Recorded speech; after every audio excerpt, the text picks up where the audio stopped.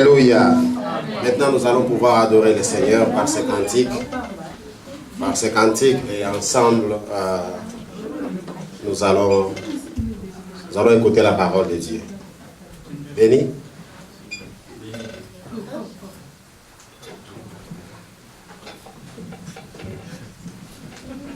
Est-ce qu'on peut se lever ensemble? Nous allons adorer le Seigneur. Nous allons adorer le Seigneur. Nous allons adorer le Seigneur. Nous allons adorer le Seigneur. Gloire. Merci, oh Dieu. Gloire. Merci, Seigneur. Gloire. Merci, Seigneur. Gloire. Merci, oh Dieu. Gloire.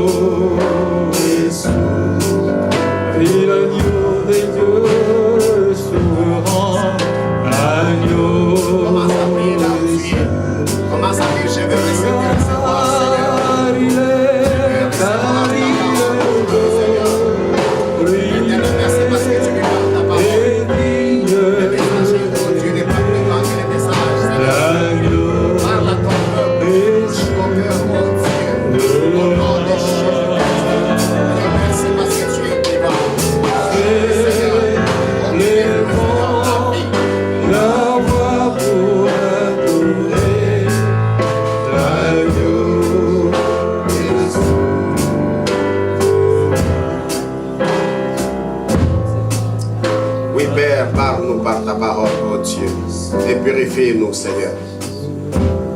Que cette parole, Seigneur, puisse trouver place dans nos cœurs. Au nom de Jésus. Que ce ne soit pas, Seigneur, seulement une simple information. Mais, Seigneur Dieu Tout-Puissant, que les informations que nous pourrons recevoir amènent la transformation. au nom de Jésus-Christ. Bénis ton peuple et bénis ta parole. Au nom de Jésus. Amen. Veuillez vous asseoir, que le Seigneur vous bénisse. Encore une fois, je vous salue dans le nom de Jésus. Et j'aimerais également saluer tous nos partenaires, tous ceux qui nous suivent sur Internet. Que le Seigneur vous bénisse. Merci pour le temps que vous nous accordez dans vos salons, n'importe où, pour pouvoir nous suivre. Là où vous êtes, que Dieu vous soit encore favorable.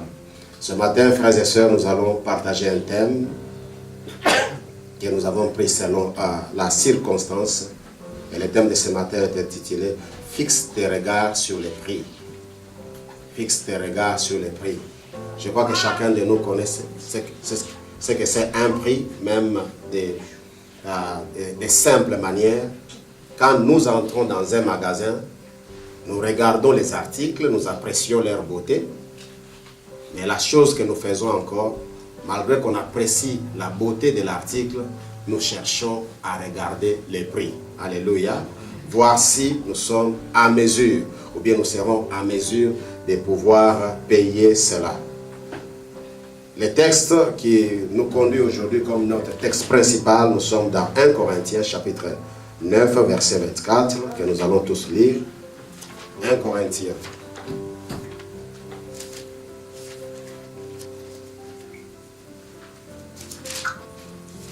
Chapitre 9, verset 24.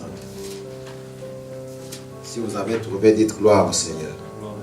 Alléluia. Nous lisons dans le nom de Jésus. La Bible dit, ne savez-vous pas que sur un stade,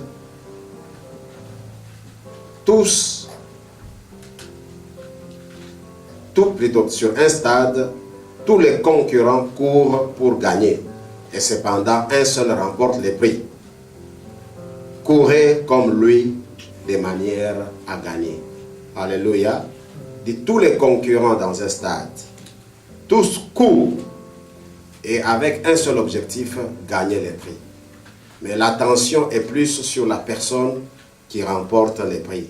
Et l'apôtre Paul nous dit de chercher à courir comme celui qui a remporté les prix. Et vous pouvez également prendre Josué, le premier chapitre, et vous pouvez lire les 9 premiers versets. Dans un stade, tous les concurrents sont en train de courir et avec un seul objectif, gagner les prix. Mais l'exemple sera suivi à la personne qui aura gagné les prix. Ce matin, nous disons, fixe tes regards sur les prix. Dis à ton voisin, fixe les regards sur les prix. De la même manière que tu le fais dans les stores, quand tu entres, tu vérifies les prix. Alléluia. Maintenant, j'aimerais que chacun puisse fixer les regards sur les prix. Qu'est-ce que je voulais dire? Pour accomplir un but dans la vie, je crois que nous avons tous des choses importantes à faire. Si tu as une vision, si tu as un songe, il faut chercher à rassembler les éléments nécessaires pour pouvoir accomplir cela. Tu ne peux jamais accomplir un songe, une vision, sans toutefois rassembler les éléments nécessaires pour l'accomplissement de cela. Ce matin, avec l'apôtre Paul, nous allons chercher à comprendre ce qui se passe dans un stade, par exemple. Il y a plusieurs coureurs. Lorsque vous êtes en train de suivre un match de football, il y a plusieurs coureurs. Dans les deux équipes adverses, il y a même l'arbitre. Lui aussi court. Il est par-ci, par-là. Il court sérieusement. Mais cependant, l'arbitre, lui, ne cherche pas à marquer. Alléluia. Ce sont les deux adversaires qui cherchent à marquer. Vous savez, quand il y a un match de football, par exemple, nous avons vu celui qu'on a appelé les héros, ou bien ceux qui arrivent à avoir les ballons d'or dans la finale de la Coupe du Monde de la fois passée. C'est le joueur allemand qui a marqué pendant la période de la prolongation, qui a été le héros du match. Alléluia. Même si l'arbitre était bon, même s'il courait, tout ce qu'il faisait, l'attention n'était pas là. Ce n'est pas l'arbitre qui pouvait être proclamé le héros, malgré qu'il était en train de courir. Voilà pourquoi, bien-aimés dans le Seigneur, j'aimerais vous dire que dans votre marche, ne cherchez pas à courir inutilement. Bien sûr que pour ce qui concerne un arbitre, il a ce qu'il faisait. Mais notre attention, c'est plus focalisé sur la personne qui va amener les trophées dans son équipe. Alléluia. Et c'est de cette personne que l'apôtre Paul est en train de nous parler ce matin. Que nous devons chercher à courir comme cette personne pour avoir les prix. Et ce matin, bien aimé, j'aimerais vous dire que vous avez un prix devant vous. Et la seule chose à faire, c'est chercher à fixer les regards sur ces prix. Parce que c'est lui qui marque, c'est celui qui attire l'attention de tout le monde. Alléluia. Alléluia. Ce matin encore, je voudrais bien aimer dans le Seigneur vous dire qu'il y a un prix devant vous. Vous ne devez pas fixer des regards n'importe où, mais fixer les regards sur votre prix. Ne regardez ni à gauche, ne regardez ni à droite, mais soyez focalisés sur la couronne. Il y a beaucoup de choses qui sont en train de vous attendre. Il y a beaucoup de choses qui nous attendent là devant. Mais nous devons fixer notre couronne. Nous devons fixer nos regards sur la couronne. Nous avons toujours posé la même question aux personnes lorsqu'ils viennent ici pour la première fois. Tu as gagné à la loterie, tu es venu comme réfugié, tu as eu une occasion, tu as eu une invitation, une occasion pour venir dans ce pays. Gloire soit rendue à Dieu parce que tu es là. Mais la seule chose qu'il faudrait se poser, je suis là, mais quel est mon but? Alléluia. Quelle est ma vision? Qu'est-ce que je cherche? Qu'est-ce que je vais accomplir dans ce pays? Et tout de suite, quand quelqu'un comprend ce qu'il doit accomplir, il cherche à rassembler les éléments nécessaires. Je me rappelle lorsque Élie est venu. Nous lui posons la question, Élie, qu'est-ce que tu veux faire? Il dit, je vais faire mes études, je vais poursuivre tout ça. Mais j'ai aimé sa passion. Il voulait faire tous les bachelors dans un semestre. Alléluia. Il était prêt à prendre même 60 crédits. Nous avons senti comment il avait la passion d'entrer vite dans les études, comme si en tout cas Dieu pouvait proposer à Élie que les jours soient comme les minutes, il accepterait.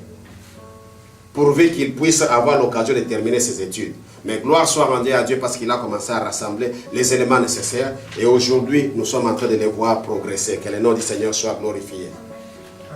Bien-aimé, parce qu'il y a une couronne, il y a un prix. Il faut chercher à rassembler les éléments nécessaires. Dieu dit à Josué, après la mort de Moïse, Dieu a promis, depuis Abraham, que ton peuple, tes descendants, iront quelque part dans un pays lointain, en esclavage. Et un jour, ma miséricorde sera sur eux, ils seront libérés pour aller dans la terre que je les aurai promise. Alléluia. Depuis Abraham, Dieu a parlé. Quelques années, beaucoup d'années plus tard, les peuples de Dieu se retrouvent, après la mort d'Abraham, des années, les peuples de Dieu se retrouvent en Égypte en esclavage. Et Dieu promet d'envoyer un libérateur. Il envoie le libérateur Moïse qui devrait conduire les peuples de Dieu dans la terre que Dieu a promis en héritage. Mais arrivé dans la marche, en cours de route, Moïse vient de mourir. Lorsque Moïse meurt, Dieu se tourne sur les serviteurs de Moïse qui était Josué, l'homme fidèle. Le serviteur Josué qui marchait toujours avec son maître, qui n'a pas laissé son maître. Quand son maître était fatigué, Josué était toujours là. Et Dieu va vers Josué et dit, voilà, mon serviteur Moïse vient de mourir, mais c'est à toi que je donne les bâtons de commandement. C'est toi qui devras guider mon peuple vers la terre que j'ai promis à leur père et à vous tous en héritage. Alors, fortifie-toi, prends courage, parce qu'il y a un prix à payer. Alléluia. Regarde, les prix que Josué devrait regarder, c'était la terre où il devrait aller. Il dit, vous devrez aller dans cette terre où coule le lait et le miel. Si vous restez en Égypte, cela n'est pas votre place parce que vous serez toujours esclaves. Mais je vous ai déjà libéré de là. En vous libérant de là, aujourd'hui, vous vous retrouvez dans le désert. Dans le désert également, ce n'est pas votre place. Votre place, c'est dans le pays où coule le lait et le miel.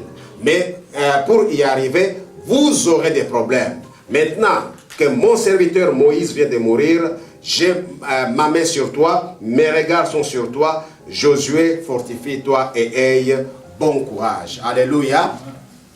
J'ai compris une chose lorsque Dieu disait à Josué que fortifie-toi et aie bon courage. Il dit, sois courageux et sois fort.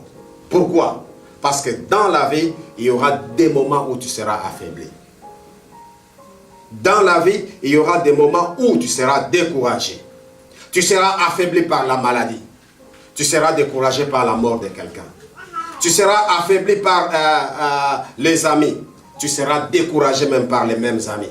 lorsque les Néhémie et les autres devaient bâtir la muraille de Jérusalem dans la reconstruction. Il y a des personnes comme les Sambala et les Tobija qui sont venus pour chercher à décourager. Alléluia. Frères et sœurs, lorsque vous êtes en train de bâtir quelque chose, ne vous en faites pas. Vous aurez toujours les gens pour vous décourager. Lorsque Noé était en train de bâtir l'arche, il y en a, et d'abord, il y en a qui n'avaient jamais vu la chose de cette forme. Il y en a qui venaient à tout moment se moquer de Noé. Il dit, mais regardez ce papa. Il a pris beaucoup d'alcool avec son âge. Voici ce qu'il est en train de faire. Ce qu'il est en train de faire, c'est quoi? Quelque chose comme ça. Et quand Noé, il posait la question à Noé, hey, monsieur, qu'est-ce que tu fais? Il dit, c'est un bateau. Depuis quand un bateau a cette forme? Alléluia. Il y a toujours les gens qui peuvent vous décourager. Un jour, quelqu'un tombe sur mon répondeur. Alors que j'étais en train de parler, j'avais laissé les mots d'accueil sur mon répondeur. Et quelqu'un tombe sur les répondeurs, je disais, vous êtes sur les répondeurs du révérend Béni Christian Kibom. Et quand il entend ce mot, il dit, révérend. Alléluia. Écoutez bien aimé, ce n'est pas par le fait de bouder que révérend que je ne le suis pas, je le suis. Parce que Dieu m'a appelé. Alléluia. Peu importe ce que la personne peut dire, bien aimé, vous serez toujours affaibli. Vous serez toujours affaibli par les déceptions, découragé par les échecs.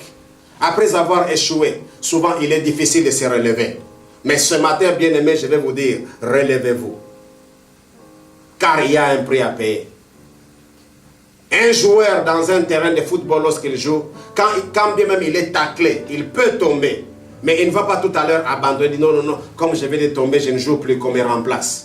Tant qu'il a la possibilité de jouer, il peut encore jouer. Alléluia. Peut-être c'est la personne qu'on a beaucoup taclé qui finira par marquer et qui sera le héros. Mon ami, je ne sais pas quelle est ta vie aujourd'hui, qu'est-ce que tu penses, face à quoi tu es en train de connaître, ou bien face à quelle situation tu traverses. Mais tout simplement, je peux te dire que, comme un joueur, si tu es tombé, rassure-toi seulement que ça a été seulement des tacles. Alléluia. C'est tout à fait normal dans un match de football. Ce que je te demande, c'est que relève-toi, lève-toi, regarde les prix. Il y a les trophées, il y a la couronne. Poursuis cela et le Seigneur est avec toi. Qui dit gloire au Seigneur? Pour gagner les prix, mes amis, je crois pour ma part que chaque coureur doit avoir un style particulier. Ceci veut dire que nous devons être nous-mêmes. Dans la vie, mon ami, apprends à être toi-même. Ne cherche pas à être une copie. Tout ce qui est copié est facilement à être effacé. Ne cherche pas à être une copie de qui que ce soit. Ne cherche pas à tout imiter. Mais cherche à être toi-même. Et savoir faire ce que Dieu t'a appelé à faire. Vous savez bien aimé, chaque fois que vous cherchez à imiter ou bien à copier, d'ailleurs regardez en informatique, prenez un document ou bien un CD où vous avez rempli de copies. Il est facile à delete toutes les différentes copies, n'est-ce pas? Pour delete ce qui est copié, c'est facile. Mais ce n'est pas facile de delete ce qui est gravé. Parfois, pour enlever ce qui a été gravé, il faut chercher même à détruire le CD lui-même, n'est-ce pas? Alléluia. Voilà pourquoi, bien aimé, les copies, ce sont des choses faciles, mais c'est aussi facile pour la destruction. Soyez vous-même. David, lorsqu'il voulait combattre Goliath, après avoir discuté avec le roi Saoul, après avoir parlé avec le roi Saoul sur les défis qui les attendaient, Goliath était un défi pour le peuple d'Israël. Tous les jours, Goliath venait et il insultait l'armée de l'Éternel. Tous les jours, Goliath venait et il insultait. Et il fallait quelqu'un pour le défier. Eh bien, David s'est présenté devant cette opportunité. Alors qu'il a été envoyé pour autre chose, il arrive sur le champ de bataille, il rencontre cette opportunité. Et David devait faire face à Goliath. Mais ce qui s'est passé, c'est que lorsqu'il va discuter avec le roi va lui donner son habillement, le roi va lui donner son armement pour aller combattre, parce qu'il savait que Goliath n'était pas n'importe qui, c'était un spécialiste guerrier. Bien-aimés dans le Seigneur, il y a certains problèmes qui vous arriveront dans la vie, ça ne sera pas de n'importe quoi. Il faut y prendre du sérieux et être vous-même pour faire face à ces problèmes. Alléluia. Alléluia. Ne cherchez pas à imiter quoi que ce soit, mais vous pouvez prendre peut-être certains exemples. Lorsque David va se retrouver qu'il devrait faire face à Goliath, le roi lui donne son armement. Il dit, prends ceci, prends mon épée, prends. Mais David a trouvé que cela constituait du poids pour lui. Bien-aimé, la copie fatigue. Alléluia. Quand vous cherchez à copier, vous allez vous fatiguer. David, lorsqu'il a vu qu'en portant les habits du roi, il a trouvé que cela pesait. Il dit non, non, non, écoute, roi, prends tes habits. Moi, je vais combattre cet homme à la manière du village. Quand j'étais en train de garder les brebis de mon père, j'utilisais parfois des lance-pierres. J'avais des techniques personnelles. Et une seule chose, le Seigneur était toujours et il est toujours avec moi. Alléluia. Et David a remis à Saoul ses habits. J'ai été enrichi par un serviteur de Dieu lorsqu'il nous a parlé encore de ces choses sur l'habillement du roi Saoul que devrait porter David. Vous savez, bien aimé dans le Seigneur, un habit, l'habit d'une personne, c'est la personne elle-même. Alléluia. Quand vous portez l'habit d'une personne, c'est que vous portez même son caractère. Or, pendant ce temps-là, Saoul avait peur de Goliath. Saoul ne savait pas faire face à Goliath. Chaque fois que Goliath parlait, Saoul tremblait aussi.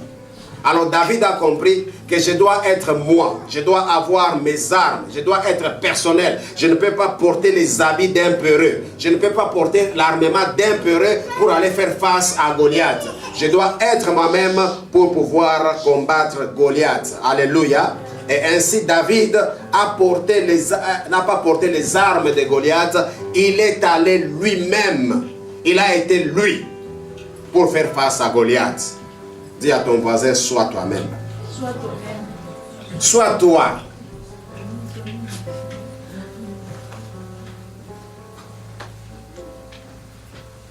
Vous savez, aujourd'hui, plusieurs personnes se sont retrouvées dans des dettes qui les font des insomnies.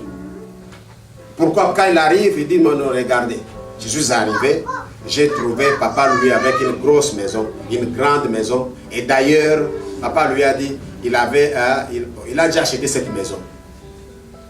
Et toi, tu ne regardes même pas. Qu'est-ce que tu fais entrer? Quelles sont tes charges? Tu dis non, il me faut avoir une maison comme papa lui. Tu seras essoufflé. Alléluia. Pour payer la maison, tu ne connais pas ce qu'il fait. Peut-être qu'il a le business par-ci, par-là. Mais toi, parce que vous travaillez avec lui dans une même entreprise, tu te dis non, non. En tout cas, lui, il travaille avec moi dans le même store. Et on nous paye tous $10 l'heure. D'ailleurs, moi, on vient de me donner les bonus. Je commence à avoir $10.50 par heure. Alors, je dois acheter une maison comme lui. Frères et sœurs, l'imitation va vous faire essouffler. Ne cherchez pas à imiter aveuglement. Alléluia. Mais cherchez à être vous. Attendez, regardez quel est le prix qui est devant vous. Poursuivez ce prix et vous aurez la victoire. Ne cherchez pas à prendre les habits des autres. Quand je parle de l'habillement d'une manière spirituelle, il y a aussi d'une manière physique. Je ne dirai pas à l'église que vous devrez être égoïste. Mais je vais dire ceci. Et j'ai toujours encouragé le peuple de Dieu. Quand quelqu'un vous donne un habit, priez pour ça. Ce n'est pas du mal. Sanctifiez cela. Alléluia. Et quand même vous voulez offrir aussi un habit à quelqu'un, commencez par prier vous-même aussi. Et les donneurs et les receveurs, apprenez à prier si vous êtes enfant de Dieu. Quelqu'un a dit, par un habit seulement, vous pouvez prendre, vous habiller un vieux démon de quelqu'un. Il a seulement changé d'adresse par les habits. Sanctifiez toutes choses que vous recevez. Cela nous trouvons dans 1 Samuel 17, 38 à 39. Lorsque le roi David a offert Et plutôt, le roi Saoul a offert à David. David a remis cela à Saoul. Il dit non, non, merci. Merci pour tes habits que tu m'as donnés. Mais moi-même, je vais me présenter devant Goliath. Et avec la force que l'Éternel me donne, je vais combattre. Bien-aimés dans le Seigneur, il y a en chacun de nous quelque chose que Dieu a déposé. Voilà pourquoi nous ne pouvons pas être des copies des uns des autres.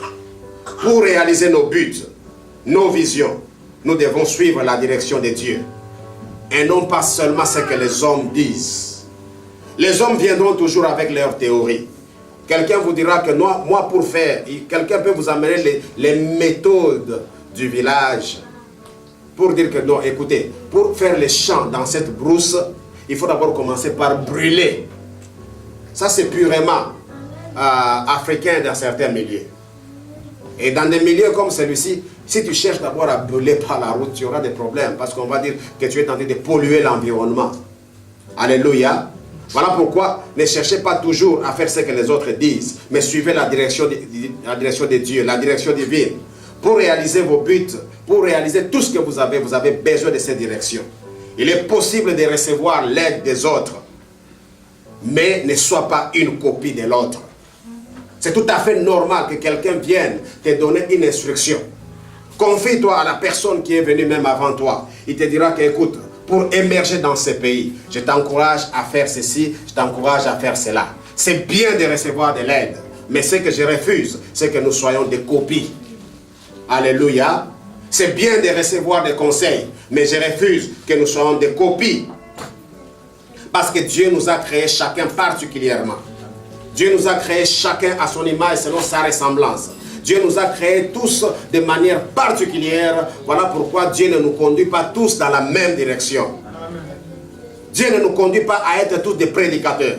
Dieu ne nous conduit pas à être tous des avocats ou des médecins ou des charpentiers. Il est notre créateur, chacun à son image et selon sa ressemblance, mais Dieu donne à chacun une particularité. Voilà pourquoi, bien-aimé dans le Seigneur, j'aimerais encore insister et te dire, sois toi. Ne sois pas quelqu'un d'autre. Tu peux avoir la même morphologie que ta mère, mais tu n'es pas ta mère. Alléluia. J'ai même compris que les jumeaux, qu'on appelle de vrais jumeaux, qui portent les mêmes habits, qui marchent de la même manière. Quand un fait le pas gauche, l'autre aussi fait le pas gauche. Ils sont tous, comme des Dupont, quand ils sourient de la même manière. Mais ce que j'ai découvert, c'est qu'ils n'ont pas tous les mêmes empreintes digitales. Premièrement. Deuxièmement, quand ils font les songes, ils ne feront pas tous les mêmes songes, la même nuit, de la même manière. N'est-ce pas, Joanne? Même si vous n'êtes pas des vrais jumeaux. Est-ce que c'est que tu as eu comme songe aujourd'hui, Joanne? Toi, tu as rêvé que tu allais au collège, n'est-ce pas, à l'université. Lui a rêvé qu'il faisait le business. Alors, est-ce que vous avez les mêmes songes? Alléluia. Ils sont jumeaux, mais Johanna et Johanna, Johan et Johan. Même s'ils sont venus le même jour, dans une même maternité. Alléluia. Alléluia. Alléluia. Frères et sœurs, soyez vous et suivez la direction de Dieu. Si tu ne fais que copier, tu risques de perdre même ta personnalité. Tu risques de perdre même ton individualité. Permettez-moi encore de faire une marche en arrière. Pour réaliser nos visions, nous devons suivre la direction divine, la direction de Dieu. Et aussi, fixer les regards sur les prix ou la couronne à gagner. Dans les 9 premiers versets de Josué 1 que nous avons recommandé de lire, Dieu a donné à Josué certaines instructions. Il dit ceci: mon serviteur Moïse, je te prends maintenant en charge. Mon serviteur Moïse vient de mourir. C'est toi qui as la responsabilité de faire entrer mon peuple dans la terre promise. Dans la terre que j'ai promis en héritage. Mais Josué, voici ce que j'ai dit. Dieu dit à Josué, il dit, sois fort. C'est-à-dire, sois confiant. Ne doute de rien. Parce que c'est moi Dieu qui te parle. Josué, sois fort. Josué ne doute de rien. Tu risques de croire que non, comme Moïse venait de mourir, parce qu'en cours de route, les gens l'embêtaient, tout ce que nous avons fait contre Moïse, moi aussi je peux mourir. Non, il dit, sois fort. Deuxièmement, Dieu dit à Josué, dit, sois courageux.